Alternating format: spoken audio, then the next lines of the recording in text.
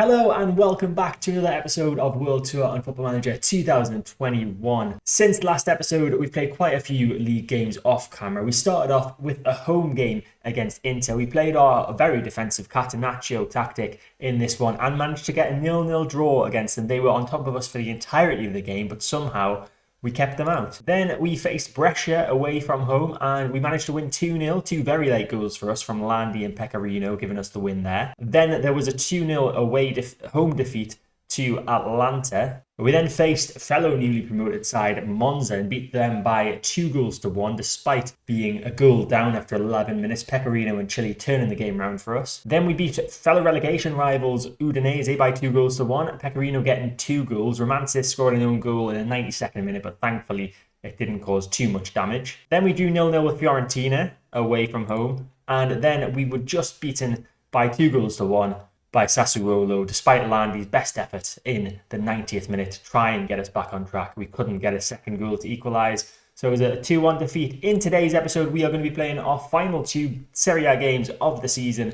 against 5th place Roma and 14th place Sampdoria, and thankfully, we've got nothing to play for. So we're not involved in the relegation battle anymore. We are 7 points clear of that. There's only 6 points up for grabs for some teams. Some teams have only got 3 points up for grabs because they've already played in this game week. And unfortunately, we can't reach the European places either. The most amount of points we can get is 53, which would currently put us in 8th. But regardless, this is going to be the best finish that Spezia have ever had. We've been in Serie A a few times, but got relegated pretty much, well, every time. We've actually made a few signings as well. Of course, they can't join us until the beginning of July, but we have been very early in our moves in the transfer window. So we are bringing in Frederick Lindner from Elfsborg for £2.3 million. He's a 20-year-old right back and he looks pretty decent. He's 3.5 star rated already. Potential to get even better than that. His marking of 12 is nice. Tackling 15 is great as well.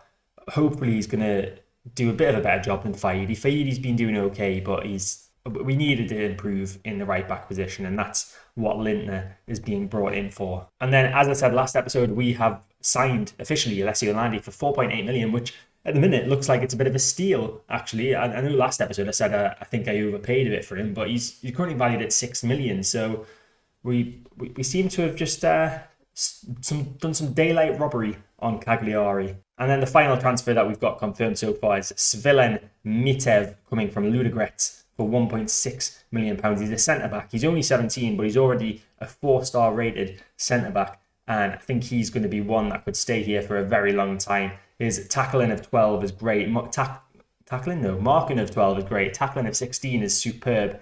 Heading is just something that he needs to work on, but I'm sure that'll come with age. He looks like a very good centre-back. And just before we get into the game, our player focus today is on Niccolò Fagioli, this player that we signed in the January transfer window. He's been playing quite well since joining for us. He's played 22 times, 2 times off the bench. He's got an average rating of 6.76, and he's doing very well for us in centre midfield. He's our best performing player in the last 5 games, and hopefully that continues today. So it's time for our first game of the episode. It's at home to Roma. Roma, a side who are still fighting for Champions League qualification for next season. You can see they are level on points with Inter, who are currently in 4th, but have played a game more than them. So Roma will be really hoping that they get the victory against us today. So it's up to us to spoil their fun, really. So this is the formation and lineup that we're going with for the game against Roma. We're going to play our fluid counter-attacking tactic with our 4-3-3 formation. La Rosa is going to be in goal. Faidi, Lansaro, Coccolito and Tripldelli in defence. Quadrino in defensive midfield as the ball-winning midfielder. Fagioli and Chile in centre midfield. Lucidi on the right wing. Landi on the left wing. And Pecorino up front by himself. Let's see how we can do in this penultimate game of the season against a very challenging Roma side. It might be the case that we have to switch it up to our Catenaccio tactic at some point if it looks like Roma are going to be just all over us, which I wouldn't be surprised if they were. So here we go, first chance of the game very early on. It's Roma with the ball. Calafiori bringing it forward, plays it across to Mautone. Now it's Trincao in an advanced position, back to Mautone. Costa, nice passing play from Roma. We can't really seem to get a foothold on the ball. Mautone finds Calafiori on the left-hand side, chancing to get a ball in the box. Faidi, is that a penalty? The referee has given a penalty. He's gonna go to VAR. I don't think it looked like a penalty from the match engine, but we'll see what happens. And the penalty's been given after video review, so we're about to go 1-0 down after 3.5 minutes, which isn't great. Antonini steps up to take the penalty and he dispatches that. I'm going to go to our trusted, very defensive formation just so we don't get embarrassed. And that means I'm going to have to make a change though. So Quadrino's looking motivated. I don't want to do that. Nah, you know what? We'll just leave it. We'll leave it. Another chance for Roma. Trinchao with a free kick. Kumbuya's there and that's headed over the bar by Kumbuya. I feel like this is quite a few warning shots coming our way now, as Roma have moved up to third place in the table into the Champions League positions thanks to their current lead over us. It's Trinchao with the ball, finds Nesta. Lucidi intercepts nicely. Could this be a start of an attack for us now? Lansara with the ball at the back, plays it all the way back to the goalkeeper La Rosa. Now it's Coccoluto in central defence, out to the right back Faidi. Now Lucidi, who originally won the ball, back to Lansaro again. Ball forward looking for Pecorino. He wins the ball in the end, finds Chile. A triple deli with it on the left-hand side. Back to Chile and Landy. And Chile has given the ball away, but he's going to get it back, fortunately, after it deflected off the Roma player. And Chile with the ball through to Pecorino. Pecorino's through on goal. It's a good save by Galini. It's an attempt on goal from us, which is promising. And we've got a corner as well, as we shoot towards the goal with all the Roma fans in, it seems.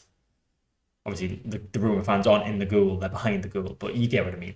As Trinchao has a free kick, ball in the box, and that is a great header. It's just off the bar from Roma. Trinchao, another chance to get a ball in. He does so, and Gessen's there, but it misses absolutely everyone who goes out for a goal kick. Corner for us. Fagioli with the ball in. Pecorino's there, and he scored. Emanuele Pecorino scored an equaliser. I'd say it's against the run of play. Roma have been well on top in this one, but Pecorino with a beautiful header. Fagioli showing why we focused on him earlier in the episode. And Pecorino, I wasn't sure if that had gone in at first, hence the delay. But the goalkeeper came out to punch it, I think, and just completely missed it.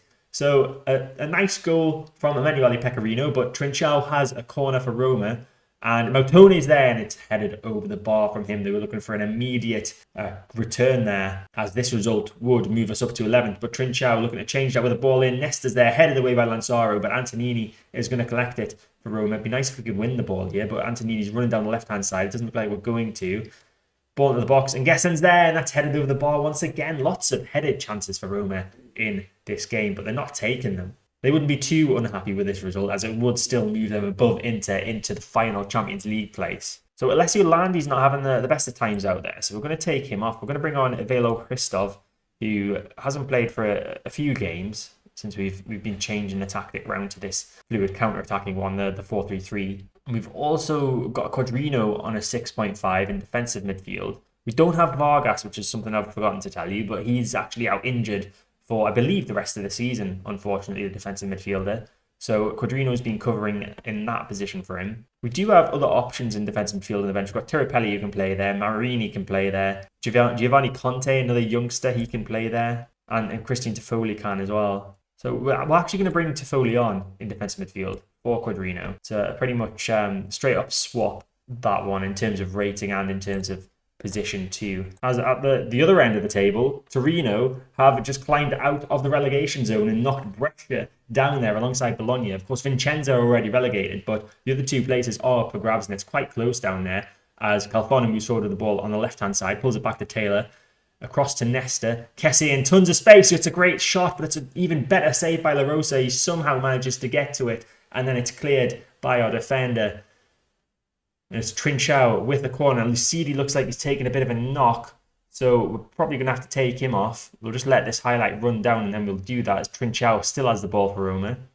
Kessie, who had that shot before, to Kombuya. Got a few headed opportunities in the first half, and we will make that change now. So Lucidi at right wing needs to come off. We've got Yuri Bugazzoli, who hasn't really played for us before, on the bench. He looks okay, but then we do have Marchi as well, who is a 3.5 star rated right winger, so he's obviously going to come on for him in the final change of the game. Let's see if we can hold on for this 1-1 draw against Roma. Free kick late on, Trinchao with the ball in, Kumbuya's unmarked, and it's headed over the bar by Kumbuya again. I'm sure he's had two or three opportunities like that in this game, as Triple Deli has a throw in on the left-hand side. Hopefully we don't give the ball away. Triple Deli running down the left, plays it to Hristov, one of the substitutes.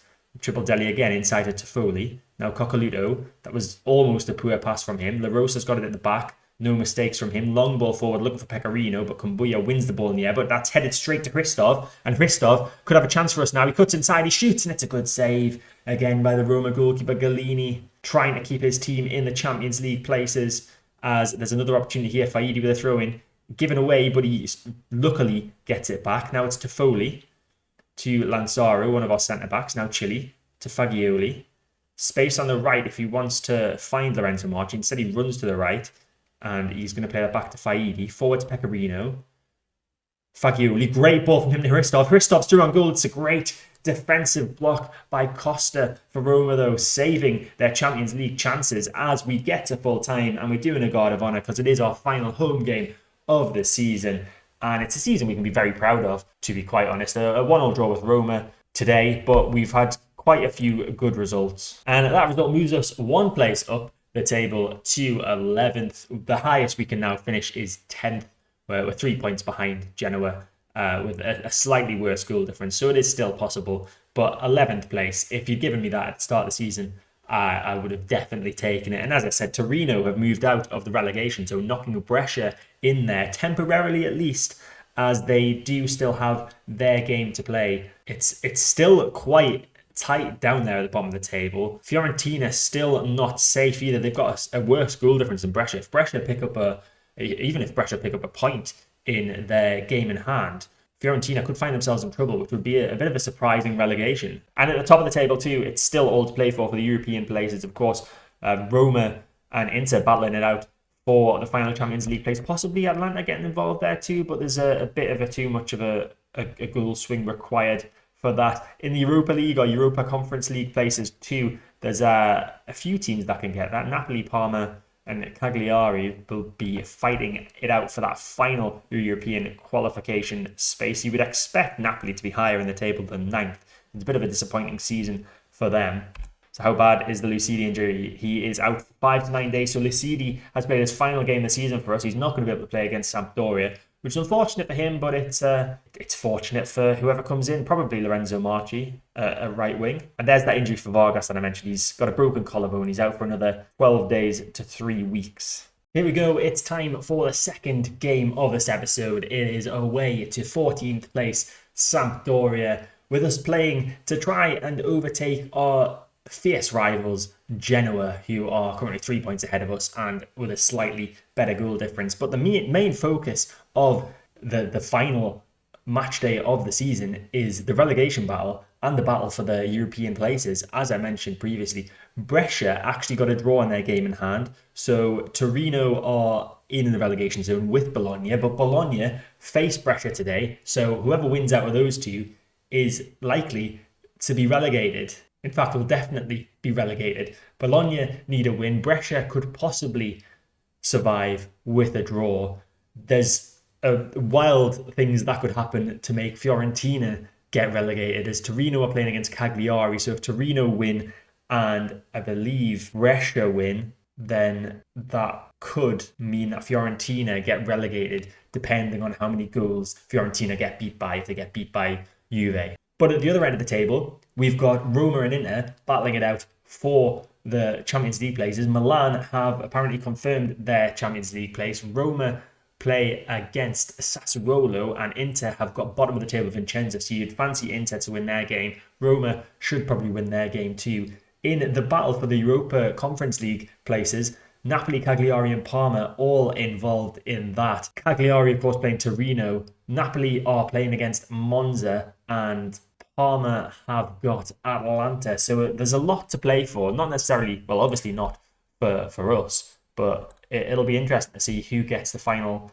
European places and who gets relegated. But one thing that's not interesting is the fact that we're going to have to make some changes today. So Fagioli is out injured. We've got a few players whose contracts are expiring at the end of the season. So Falcone is one of them. Bergazzoli is another. And then Federico Quadrino is the third one. So I don't think I'm going to renew their contract, any of them. But it might be nice to give one of them a run out. So Bergazzoli is going to come in for Lucidi, who is not fully fit, as you can see there. And then we have to make a change at centre midfield as well, as Fagioli has picked up too many bookings this season and he's picked up a suspension for himself. We're going to bring Malamo in place of Fagioli in the centre of midfield. Now, the only other question is whether I want to play some youngsters today. Of course, it is the final game of the season. We could give a few youngsters a tryout. We're going to stick Picaretta on the field for Landi. Landi can go on the bench somewhere, I guess. We'll put Conte in as well, Giovanni Conte. He can go in defensive midfield. And then Nicolo Tirapelli can play at left back instead of Tripoldelli, if I can get my teeth in. I think that's a nice balance of youth and experience. So we'll see how these guys do today. So first chance of the game, to corner for Sampdoria. Ball into the box. So Poku's there and Tirapelli couldn't do anything. He was on the line. The ball went straight towards his head. And he just sort of went like this and it went over him. So it's 1-0 after less than a minute gone. Not the best of starts for us, as Inter have moved above Roma in the battle for the Champions League places, and Sampdoria have moved above us in the battle for 11th place, I guess. As Sampdoria have another free kick. Poku's there again, and is that going to be a penalty? I think it is. Bergazzoli, was it that fouled Thorsby there? The referee is going to go to VAR, but I'm assuming it's going to be confirmed. It is. It's a penalty. It's being confirmed by VAR.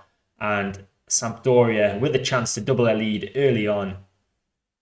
Pinamonti with the penalty, and he's pulled it wide.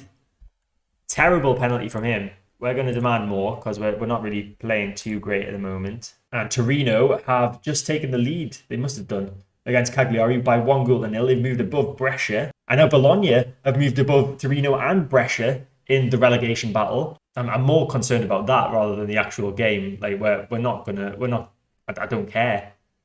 We're 2-0 down. Mikel Damsgaard, what the hell's happening with that?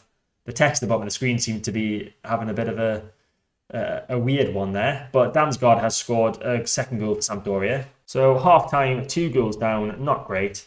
We've got a few underperforming players out there. Conte and Malamo on 6.3s. Picaretta on a 6.2, the youngster. That could be because I'm playing him in the wrong role and duty, but it's probably not. I'll not take him off. I'll not take Conte off either. Malamo, yeah, we'll take Malamo off. We'll bring on Philip Clark for Malamo in centre midfield. Bergazzoli gave a penalty away and probably isn't going to be here next season. So we'll bring on Lorenzo Marchi for him at right wing, and we'll just leave it at the 2 changes for now. I just want to pause it as the second half begins to see where we stand in terms of the relegation and European places. So Bologna are winning 2-0 against Brescia. Torino are now losing by 2-1 against Cagliari, which is why they've dropped into the relegation zone. And Cagliari have moved themselves up into the Europa Conference League qualification places. I know it's Inter now are drawing with Vincenza, which is why they are no longer in the Champions League places. It's Roma that's getting the last Champions League place. Definitely keeping an eye on this for the rest of the game. There could be some pauses coming. And Roma have taken the lead in their game, so they are more securely in 4th place right now. But Sampdoria have a chance. It's Damsgaard. He's got one already today. Ball in the box, and that's easily collected by La Rosa. Now, can he get us on the attack with a good distribution? He can't, because Pecorino can't win the ball in the air. And Sampdoria come back on the attack. Now, Thorsby with a through ball. It was a bit audacious. Lansaro intercepted well. Chile, nice ball over the top. Pecorino, chance now. Pecorino with a shot, and it's a good save by the Sampdoria goalkeeper. Pecorino should be doing better there, one-on-one with the goalkeeper. Chile with the corner from the right-hand side. Can we get ahead to it? We can't, because Sherpin comes out and collects it easily for Sampdoria. It's a long ball forward from Sherpin, but that's going to fall straight at the feet of Tirapelli. And he plays it forward to Chile. Bad pass from him, but we're going to get lucky as Picaretta picks it up. And Tirapelli's got it on the left-hand side now. Can he get into a crossing position? Tirapelli still with the ball. Plays it to Chile. Ball in the box. Marchi's at the back post. And it's a terrible finish in the end from Marchi. And Sherpin very easily collected that. In fact, Marchi was offside. And Inter, things have gone from bad to worse for them. They are now dropped down to 6th place. Atalanta moving above them thanks to leading Parma by a 0-0 currently. Torino have moved back up to 18th in the table. They've got an equaliser against Cagliari. but they're still in the relegation zone. Bologna still beating Brescia, only by 2-1 though. Can Brescia get back into it? They've not got long to do that. La Rosa with a goal kick towards the right-hand side, towards Marchi. He flicks it on. Clark's going to get there. Can we get a goal back? Clark into the box. Pecorino's there, and it's pulled wide by Pecorino. It's just not going to be his or our day today. So that is full time. It's a 2-0 defeat. But I'm more interested in what's happened in the other games. So this is the final league table. It is Torino and Brescia who have been relegated. Bologna saving their skins on the last day of the season with a 2-1 victory over Brescia. Torino losing eventually by 3-2 to Cagliari, who do pick up the final European place. Inter not doing enough to get Champions League qualification. Well, they did their part, but they needed Roma to drop points, and Roma didn't do that. So it's Juve, Lazio, Milan, and Roma in the Champions League next season. Inter, Atalanta, and Cagliari in the Europa League / Europa Conference League. And then Brescia, Torino, and Vicenza have been relegated. We have finished, incidentally, 13th, which is a little bit disappointing, but it's better than being in the relegation fight. And it's, like I said, our highest ever position. So before we end this episode and this season, we will just quickly go through the end of season review. So what have we got? So a look at some of the new signings. Carlo Paletti getting the best average rating, but he was brought in by the previous management and then sent out on loan immediately to Potenza. So he's been doing well on loan. Avilo Hristov, the best performer of the ones that we signed, on a 6.84 average rating. La Rosa doing pretty well as well. He was an ever-present for us when he was signed. Fagioli, 6.77. Decent. Vargas as well, 6.76. Vanni Chili, 6.68. Pretty good. And he's got a star next to him. I don't know what that means. Signing of the season, apparently, is Vanni Chili, despite the fact his average rating isn't too great. The season's results, the board are delighted with where we finished in Serie A. We got a B- for that. Of course, finishing 13th in the table. Landi was the top scorer for us with 12 goals. In the Coppa Italia, the board are delighted that we reached the quarter-final of that as well, knocked out by Inter Milan, who were by far and away a better side than us. Our biggest win this season was a 4-1 victory over fellow newly promoted side, Vicenza.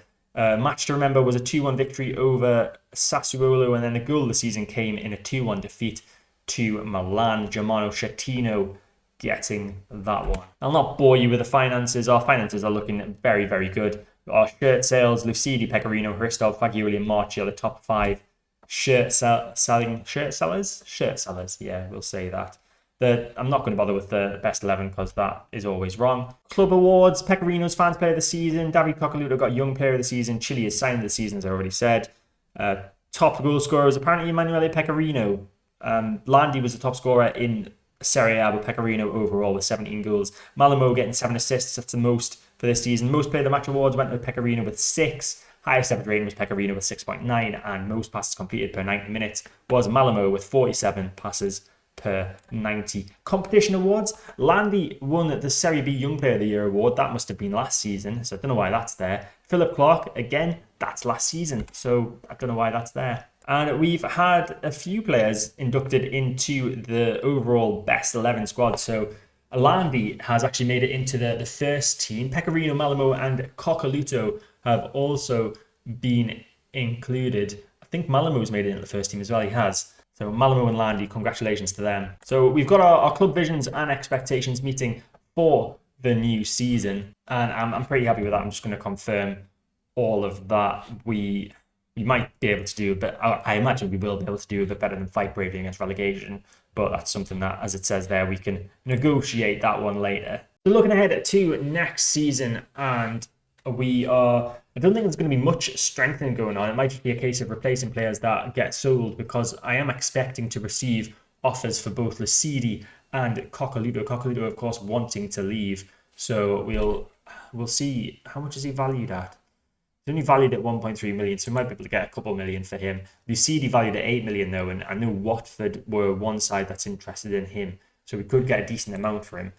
If we're not going to get a decent amount for him, I'm not going to sell him, as he is one of our key players. But because of the squad registration rules and how many homegrown club players we have to have, and the fact that we can only register 25 players, we pretty much have our squad sorted for next season with the two new signings that are coming in and the players that are leaving.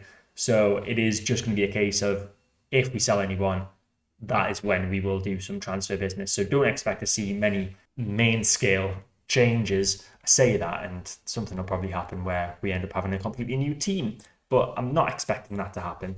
Just a quick look at our finances as well. We're doing very well. We've got an overall balance of 29 million, profit of 5.1 million this month. That's because of we got 5 million for finishing 13th in the league. Current transfer budget is 2.2 million, but it was, of course, a lot more than that, but we've spent it basically. So next episode, we'll be back with the start of our second season in Serie A. I'll run through what happened in the friendlies. I'll run through transfers that we've made, any other news as well.